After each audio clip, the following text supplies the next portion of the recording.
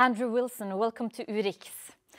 35 people killed these last 2 weeks. What's left of the truth in Ukraine? Well, the key to understanding what's happening in eastern Ukraine is you have this mix of local fighters and professional Russians.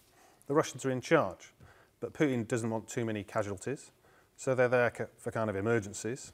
You know, if Ukraine got the upper hand militarily, say, or if the Russians really wanted to conquer more territory.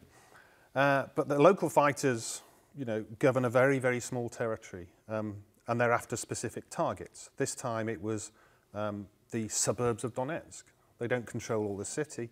It's not divided down the middle like Berlin, but they wanted the rest, the suburbs. So they're always after these marginal gains. But you actually say that President Putin is running this conflict. Yeah, because he stopped the fighting a few days ago on the eve of the G7. Why? Because it's embarrassing. So you have this kind of back and forth because sanctions hurt and he doesn't want tougher sanctions to be imposed. So he is constrained. Militarily, the Russian side could do a lot more. They could punch through the Ukrainian army pretty quickly, but that would look bad, so Putin can't do it. So what do you think is his goal, his intention? Well, we don't know because it keeps changing.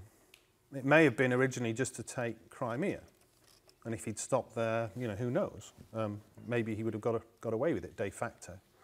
But he kind of, you know, rode the tiger of the kind of Russian nationalism that had been unleashed. There was an attempt to take over almost half of Ukraine, the whole of the east and south. That didn't work. So they've got this very, very small territory, which isn't self-sustaining economically or historically. So Putin is stuck. He doesn't want to pay the bills for the territory and he doesn't want it to be part of Russia. So no one's clear what happens next. But you actually also mean that Putin is interested in weakening Europe. Why do you say that? Well, first of all, weakening Ukraine, right? So that it doesn't become a successful state in the way that the protesters on the Maidan last year wanted it to become. The same with the other post-Soviet states. But more generally, Putin sees the EU as weak and getting weaker.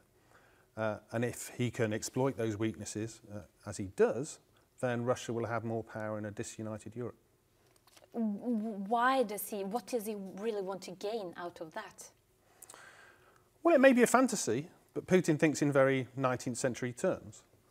Great powers, empires, hard power, being the key to international success. And thinking in those terms as he does, he thinks, you know, if the only real powers in Europe are a few nation states like Germany, then Russia can deal with them as equals or even superiors, whereas the EU is economically more powerful. And then we have the EU. What do you think about the EU's response in this conflict? I wouldn't give it high marks. On the whole, it's been slow and relatively late in the day. We do have sanctions, but they were, although we had some before the tragedy of the Malaysian Airlines flight being shot down, most of them really were agreed on after that in the kind of period of outrage that followed. Unfortunately, that effect has somewhat worn off. So now there are many countries, particularly in the south, with their own problems, calling for normalisation with Russia. But the recent G7 said, let's keep sanctions on. And that's still Germany's position, and Germany is key. So they'll probably stay at least until the end of this year, and that's a good thing. Andrew Wilson, thank you so much for coming to Urix tonight. My pleasure.